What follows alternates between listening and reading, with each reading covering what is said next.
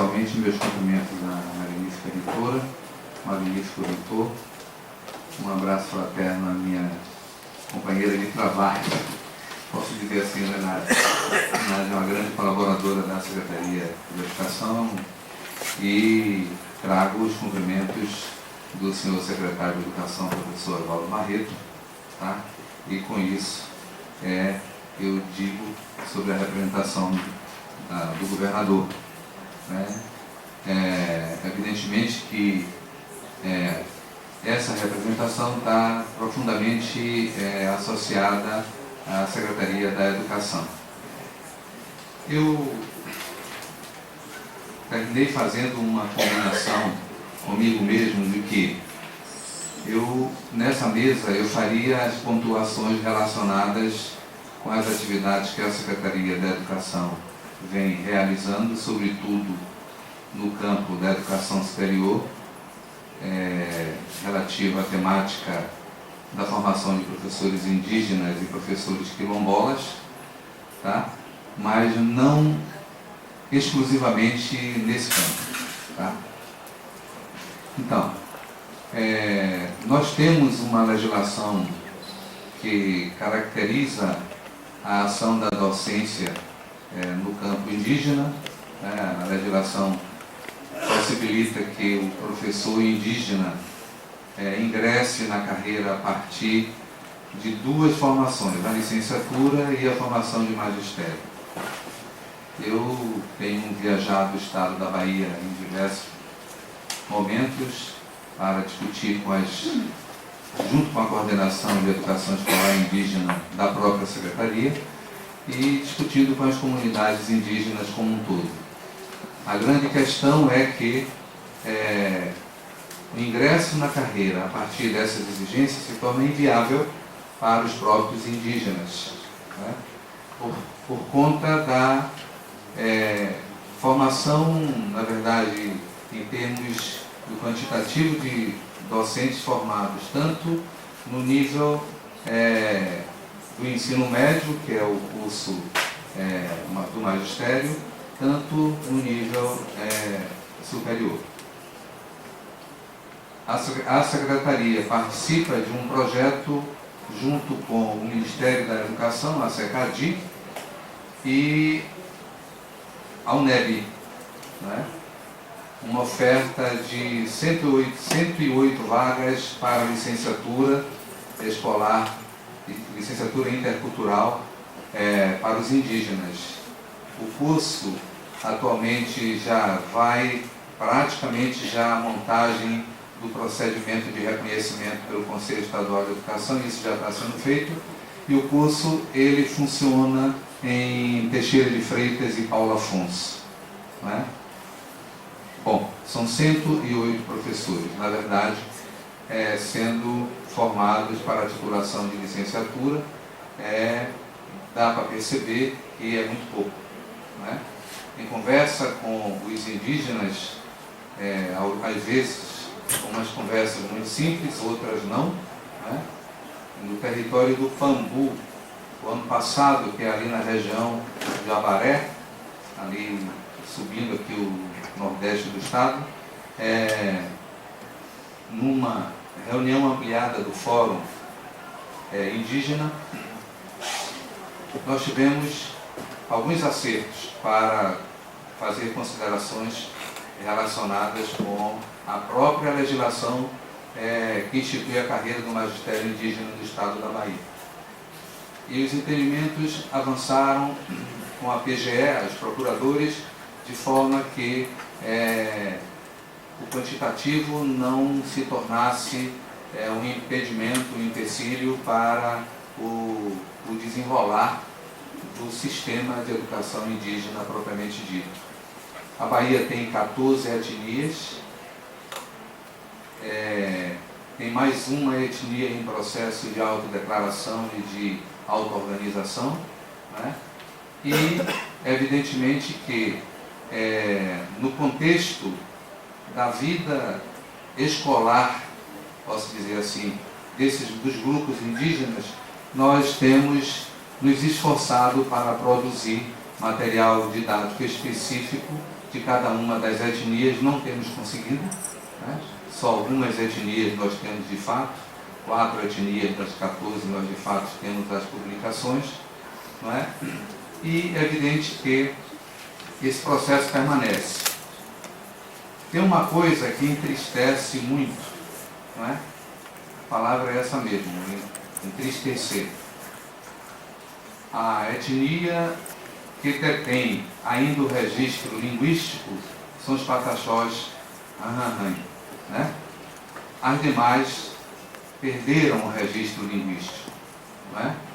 Portanto, é evidente no evento que foi realizado no território do Pambu, que já é uma terra indígena, já pelo menos com 2 séculos de existência, não é? A gente percebe o quanto incomoda as nações indígenas de outros estados, vêm e falam na sua língua, né? Sobretudo o pessoal da Amazônia, o pessoal do Pará. Mas, para nós, isso não. Isso foi muito discutido com eles e nós conversamos com as instituições universitárias para que só através dos seus departamentos de letras, eu estou falando explicitamente agora com relação às universidades estaduais, mas evidentemente que as universidades, por força da sua quantidade de trabalho, que já as universidades atuam no sentido de colaborar com a Secretaria da Educação, evidentemente que as respostas não aconteceram ainda satisfatoriamente nesse patamar, de que já pudesse o grupo de pesquisa, sobretudo na área de linguística, que pudesse fazer alguma forma de instituir mecanismos de resgate da fala e da escrita da língua materna de determinados grupos indígenas. Pois no campo da escola básica, né, nós nos debruçamos com uma questão ainda, eu acho, difícil de ser resolvida, que é a organização do sistema escolar, ora vinculado ao sistema municipal de educação, ora vinculado ao sistema estadual. Tá? Quando vinculado ao sistema municipal, os confrontos são muito grandes, tanto pelas lideranças indígenas, quanto pelas lideranças municipais.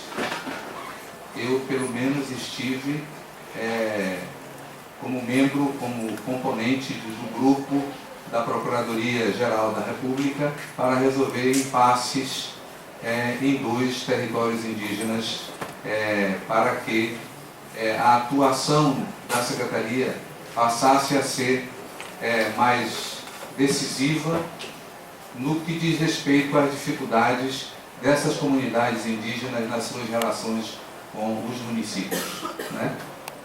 Mas os termos de ajuste de conduta estabelecidos têm ajudado a superar muito dos problemas, e uma conversa muito franca com as lideranças indígenas tem apontado os caminhos para reorganização da escola básica indígena nos seus lugares. Tá?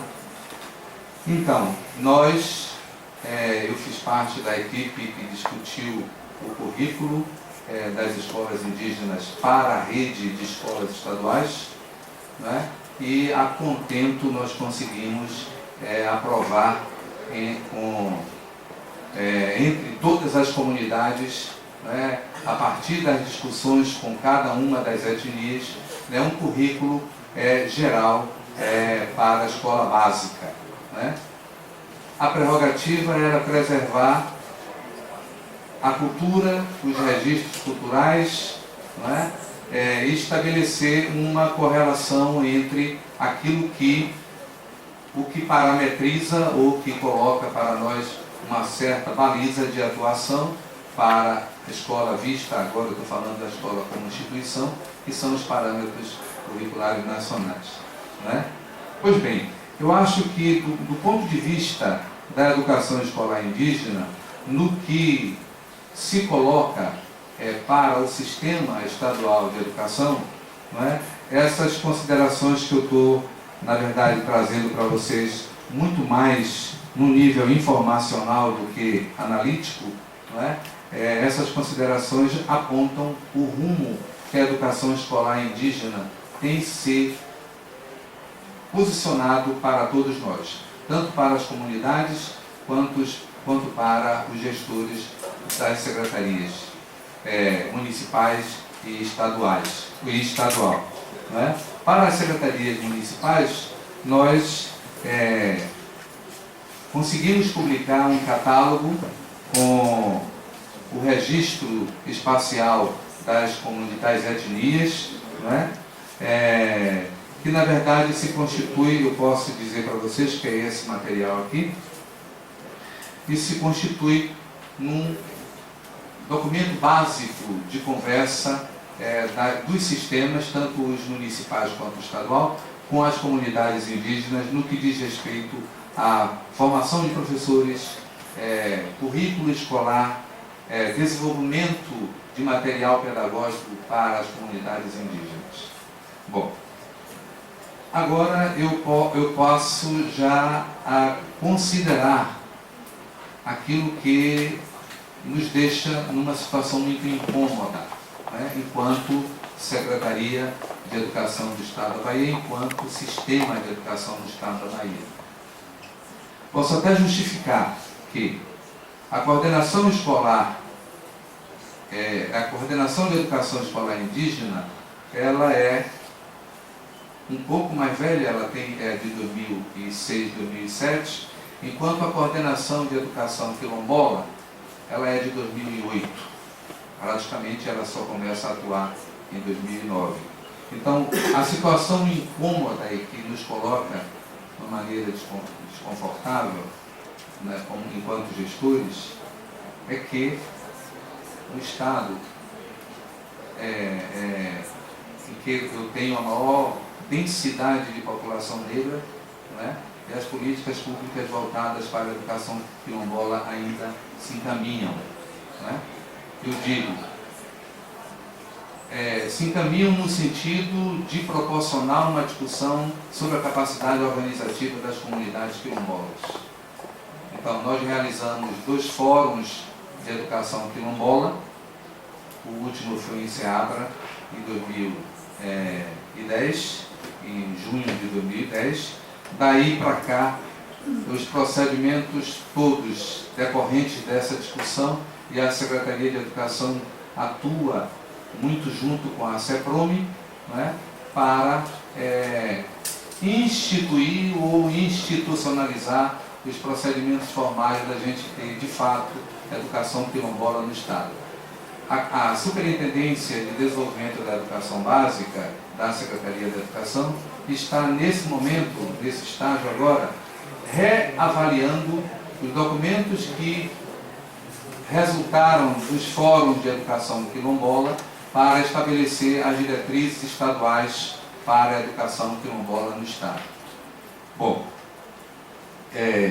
enquanto esse procedimento tomava esse rumo, nós cuidamos fundamentalmente de fazer com que os docentes da rede estadual e das redes municipais pudessem ter acesso ou pudessem ter em mãos uma formação que levasse em conta aquilo que tanto a Lei 10.639 quanto, evidentemente, a 11.645, né, estabelece, que é a ação docente no âmbito interno à escola. Então, foram mais de 3.000 professores capacitados para encarar essa demanda proveniente da Lei 10.639, né, a inclusão da literatura, da arte e da história africana e afro-brasileira, né, nos currículos escolares.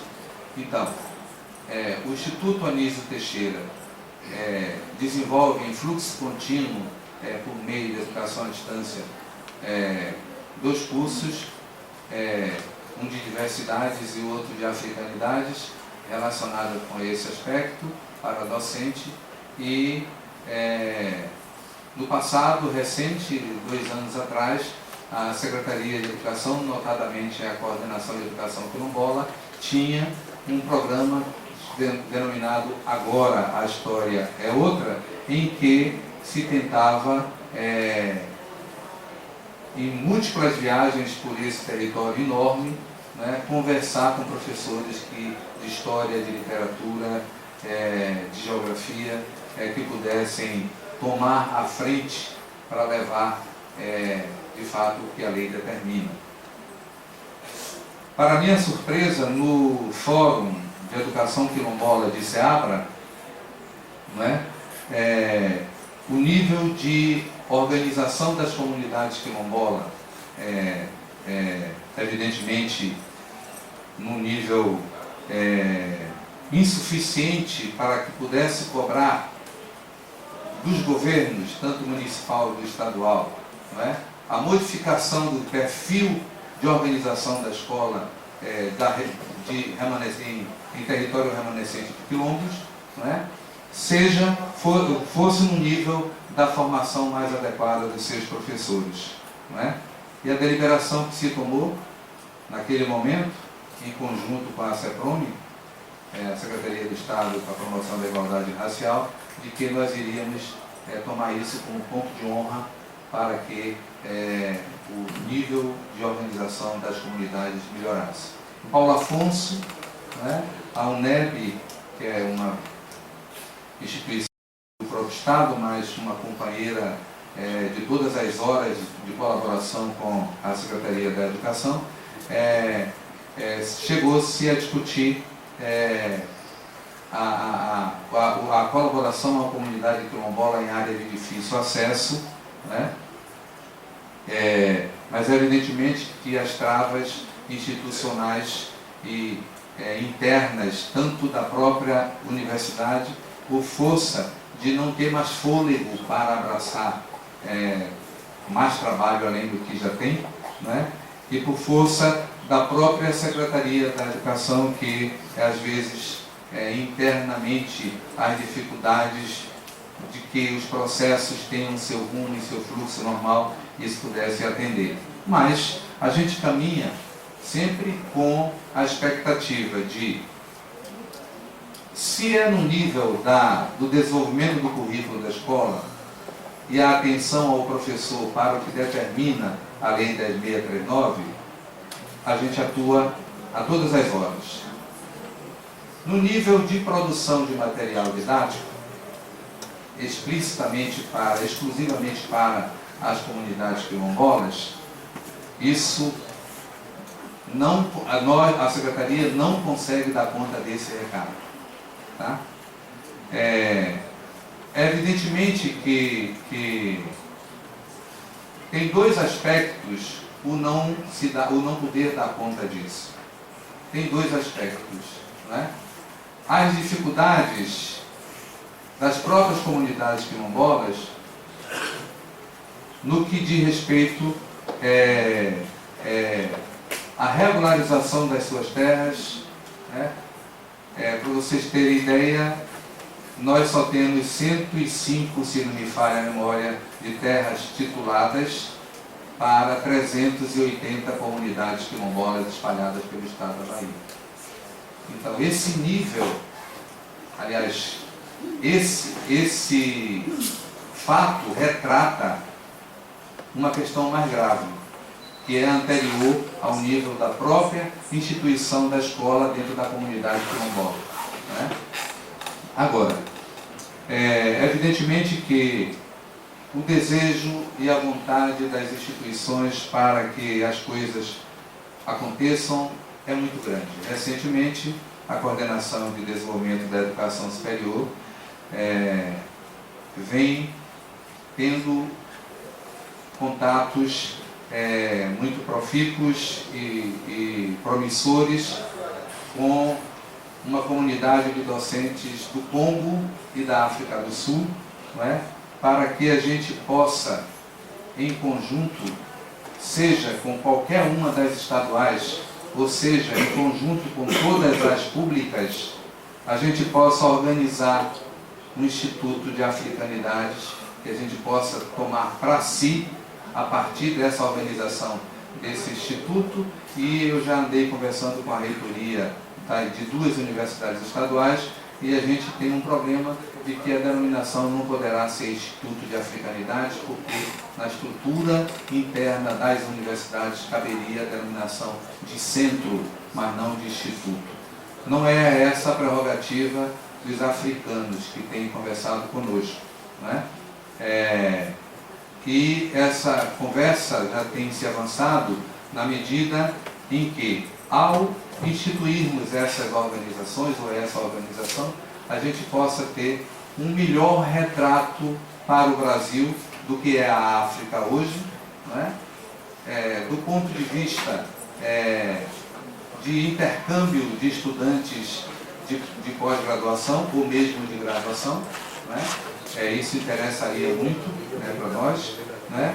E na produção de material didático relacionado com a temática afro-brasileira e africana. Então, eu acho que do ponto de vista de informação para esse fórum, eu trago para todos nós esse perfil de trabalho que a Secretaria da Educação vem desenvolvendo.